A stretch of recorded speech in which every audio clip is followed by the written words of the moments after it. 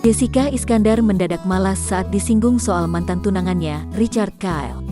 Kandasnya hubungan Jessica Iskandar dan Richard Kyle kala itu membuat banyak pihak terkejut. Seperti diketahui, pasalnya, keduanya akan melangsungkan pernikahan. Penyebab berakhirnya hubungan Richard dan Jessica pun menjadi sorotan.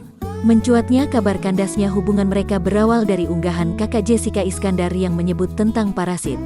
Namun kini, baik Jessica atau Richard tidak mengungkapkan secara jelas penyebab kandasnya hubungan mereka.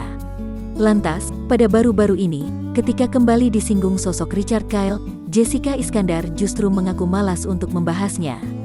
Hal itu diutarakan olehnya dalam video yang diunggah akun YouTube Trans TV Official dalam program acara Kursi Panas, Rabu, tanggal 14 April tahun 2021. Richard Kyle nggak boleh bahas lagi, tutur Rian Ibram kembali menyinggung nama Richard Kyle. Nggak, udah masa lalu aja. Aku jadi males gitu bahasnya, jelas Jessica Iskandar.